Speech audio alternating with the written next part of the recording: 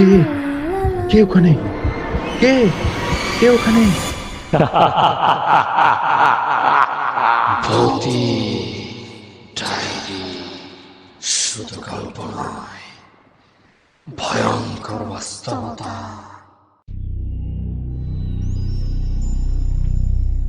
Welcome back. আমাদের ভৌতিক ডায়েরির আরো একটি নতুন এপিসোডে আপনাদের সবাইকে স্বাগত। আমি সাথে আছি আপনাদের সবার প্রিয় ইমরান সাকিব।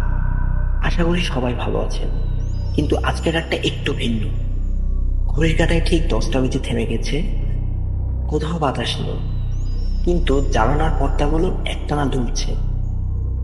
আজ আমি আপনাদের এমন এক ঘটনা শোনাবো, যা শোনার পর হয়তো রাতের ঘুম হারাম হয়ে যেতে পারে। দরজা ভালোভাবে লক করে দিন, আলো কমিয়ে দিন, আর যদি একা থাকেন তাহলে সাবধান, কারণ আপনি কি নিশ্চিত যে এই মুহূর্তে ঘরে একা আছেন? আজকে আমরা একটা মেল পড়ব। মেলটা পাঠিয়েছেন রায়হান আহমেদ। ঘটনাস্থান রাজশাহী জেলার মহালিয়া থানার কোন এক গ্রামে। তো বেশি কথা না বলে মেলটি যেভাবে আছে ঠিক একইভাবে পড়ার চেষ্টা করছি। আসসালামু আলাইকুম সাকিব ভাই, আমি মোহাম্মদ রায়হান। আজ আমার সাথে ঘটে যাওয়া সত্য একটা ঘটনা আপনাদের সাথে শেয়ার করছি। তো কথা না বলেই ঘটনায় চলে যাই। সালটি তখন 2017 হবে। মাত্রই আমি এসএসসি পরীক্ষা শেষ করেছি। তখন আমি আমার বন্ধুদের সাথে কক্সবাজার ট্যুর শেষ করে বাসায় ফিরছি। বাসায় ফেরার পর থেকে আমার প্রচন্ড জ্বর শুরু হয়, যার জন্য আমার পরিবার আমাকে ডক্টরের কাছে নিয়ে যায়। এখানে বলে রাখা ভালো, আমি যখন কক্সবাজার ঘুরতে গিয়েছিলাম তখন এপ্রিল বা মে মাস হবে। প্রাকৃতিক দুর্যোগের কারণে উপকূলীয় অঞ্চলে প্রচন্ডভাবে বৃষ্টিপাত হতে থাকে, যার জন্য আমরা কক্সবাজার থেকে রাজশাহী চলে আসি। যেহেতু প্রাকৃতিক দুর্যোগ ছিল, তাই আমার পরিবার মনে করে হয়তো বৃষ্টি ভিজার কারণে আমার জ্বর ওঠে। ডক্টরের পরামর্শ অনুযায়ী ওষুধ খাওয়ার পরও আমার অবস্থা ভালো হচ্ছিল না। দিন দিন অবস্থা আরো খারাপ হতে থাকে।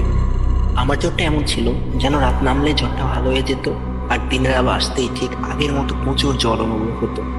আর এদিকে আমি রাতের বেলা স্বপ্ন দেখতাম একটি লোক আমার দিকে এগিয়ে আসছে, সাথে একটি সাদা কাপড় নিয়ে। এমন সময় সেই সাদা কাপড় পরা লোকটি বলছে, এটা পরে নাও, তোমার জ্বর ভালো হয়ে যাবে। আমি বিষয়টি তেমন সিরিয়াসলি নেইনি। প্রায় প্রতিদিন রাতে একই স্বপ্ন দেখতে থাকি। একসময় বাধ্য হয়ে আমি আমার পরিবারকে জানাই। তারা এই কথা শুনে পরদিন সকালে আমাদের এলাকার এক হুজুরকে ডাকেন। তিনি এসে বলেন, আমার উপর এক মারাত্মক বজ্জিন বর করেছে, আর সে আমার কাছ থেকে প্রতিশোধ নিতে চায়। হুজুরের কথা শুনে মা বাবা বলে, হুজুর আপনি কিছু করেন। কিন্তু হুজুর বললেন, তিনি কবিরাজ নয়, তিনি এসব কিছুই করতে পারবেন না, অন্য কোনো হুজুরকে ডাকতে হবে। আস্তে আস্তে আমার অবস্থা আরো খারাপ হতে থাকে। আব্বু খোঁজ করে একজন হুজুরকে পান। উনি কবিরাজি করেন, ওনার নাম ছিল আজিজুল।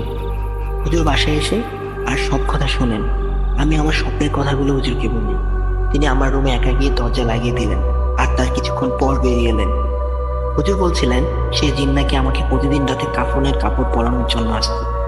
যদি আমি কাপড়টি পরতাম তাহলে আমি মারা যেতাম। তিনি আরো বলেন, জিনের সাথে আমার কথা বলতে হবে, উনি পারবেন না।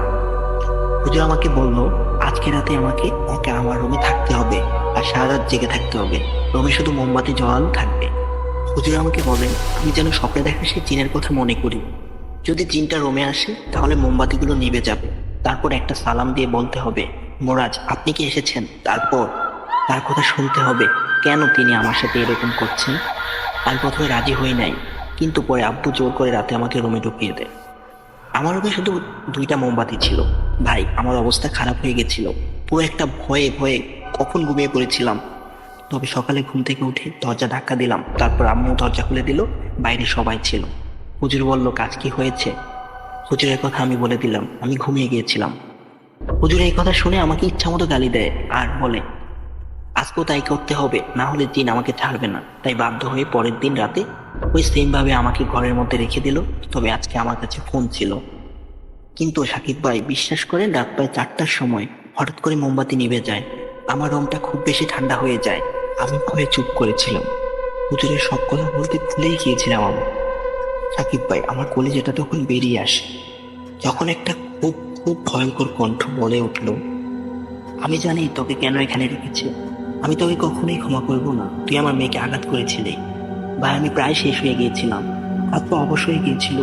প্রায় ওই কণ্ঠ এত ভয়ঙ্কর, ভাই কোনো ভাষায় প্রকাশ করা যাবে না। ভাই চিন্তা করে, 15-16 বছর বয়সী একটা ছেলে এরকম একটা সিচুয়েশনে পড়লে কি অবস্থা হবে। ভাই মনে হচ্ছিল আমি আজকেই মরে যাব। তাও কোনো মতে আমি শুধু এতটুকু বলতে পারছি যে দয়া করে আমাকে ক্ষমা করে দিন। আমি জানি না আমি কখন আপনার মেয়েকে আঘাত করেছি, আমাকে ক্ষমা করে দিন। তখন ভাই ওই জিনটা বলল যে আমি আজ থেকে অনেকদিন আগে একটা কালো বিড়ালকে লাথি মেরেছিলাম।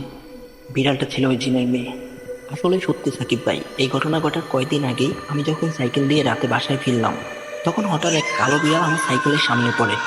আমি মনে করছিলাম বিড়ালটা হয়তো মরে গেছে। পরে দেখি বিড়ালটা আমার সাইকেলের সামনে গোল হয়ে ঘুরতে শুরু করে। তা দেখে আমি বিড়ালটাকে একটু লাথি মেরেছিলাম।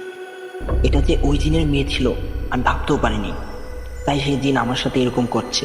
আমি কাঁদতে কাঁদতে দুহাত জোর করে বললাম, আমি জানতাম না বিড়ালটা আপনার মেয়ে ছিল, দয়া করে আমাকে ক্ষমা করে দেন। সেদিন আমি প্রায় মরণ কান্না কেঁদেছিলাম। তারপর চিন্তা বলল, একটা শর্তে ক্ষমা করবো তোকে। তোকে আমার মেয়ের কাছে ক্ষমা চাইতে হবে, আর আমাকে 4টা কালো ছাগল দিতে হবে। আমি থুতলাতে থুতলাতে বললাম, ঠিক আছে আমি রাজি। তারপর কি হলো বুঝলাম না, আমি ঘাড়ে প্রচুর ব্যথা অনুভব করি আর অজ্ঞান হয়ে যাই। তারপর মনে হয় সকালে সবাই আমার রুমে এসে আমার জ্ঞান ফেরায়। আমার জ্ঞান আসতে আমি কাঁপতে কাঁপতে সব বললাম। তখন হুজুর বললেন, কাজ হয়েছে। হুজুর আমার আম্মুকে বলল যে 4টা কালো ছাগলের ব্যবস্থা করতে, আর রাতে আমাকে নিয়ে তার বাসায় যাবে।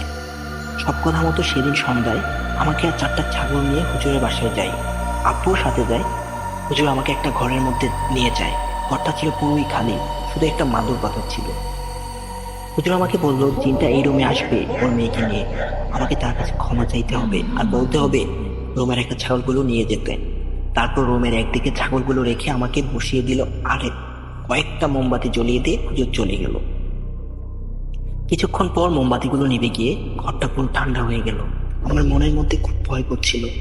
ঠিক ওই দিনের মতো ওই ভয়ঙ্কর কণ্ঠটা বলল, আমার মেয়ে এসেছে, আমার কাছে ক্ষমা চা।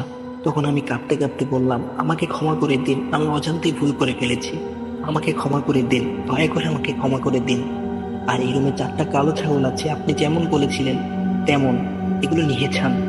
এই ভয়ঙ্কর চিন্তা বলল, ঠিক আছে আমি তোমাকে ক্ষমা করে দিলাম, আর তোমার কাছে আসবো না, কোনো ক্ষতিও করবো না। চিন্তার কথাগুলো বলার পর সেই রাতের মতো ঘাড়ে ব্যথা অনুভব করতে লাগলাম। আমি আবার অজ্ঞান হয়ে গেলাম। তারপর হুজুর আর আব্বু এসে আমার জ্ঞান ফেরালো। আমি দেখলাম রুমের ছাগলগুলো ছিল না। হুজুর বলল, আলহামদুলিল্লাহ সব ঠিক হয়ে গেছে, আর সমস্যা নেই। তারপর আমাকে ঝাড়া দিয়ে দিলেন আর একটা তাবিজ দেন 7 দিন দেওয়ার জন্য। তারপর তাবিজটি মাটিতে পুঁতে ফেলতে হবে। তারপর থেকে আর কোনো খারাপ ঘটনা ঘটেনি, সবকিছু স্বাভাবিক হয়ে যায়। ভাই এখন আমি আলহামদুলিল্লাহ ভালো আছি। ভাই এটা আমার জীবনের সবচেয়ে ভয়ানক ঘটনা, বিশেষ করে ওই যে হুজুরের যে কাজগুলো করতে বললেন, আর ঘরের মধ্যে ওই জিনের সাথে কথা বলা, আমি মরে যাওয়ার আগ পর্যন্ত মনে থাকবে ভাই। এই ছিল রায়ান ভাইয়ের ঘটনা। ধন্যবাদ রায়ান ভাইকে এত সুন্দর ঘটনা আমাদেরকে লিখে পাঠানোর জন্য। আপনারাও আপনাদের সাথে ঘটে যাওয়া বা আপনার জানা ঘটনা বলতে পারেন আমাদের মেইলের মাধ্যমে। আমাদের মেইলটি হলো ভৌতিক ডায়েরি 00@gmail.com। তো আর দেরি না করে আপনাদের জানা ঘটনাগুলো উনি আমাদের মেইলে পাঠিয়ে দিন। রায়হান ভাইয়ের সত্য ঘটনাটা আপনাদের কেমন লাগলো অবশ্যই কমেন্ট করে জানাবেন। রায়হান তো রক্ষা পেয়েছে, কিন্তু আপনি কি নিশ্চিত আপনি নিরাপদ? রাত গভীর হলে ঠান্ডা বাতাস বইবে, আপনার ঘরে এক কোণে কি কেউ দাঁড়িয়ে থাকে না? সতর্ক থাকুন, কারণ আপনিও হয়তো জানেন না কোন ভুলের শাস্তি আপনাকে কখন দিতে হবে। আজ রাতটা ভালো কাটবে তো, নাকি হঠাৎ করে মোমবাতির আলো নিভে যাবে?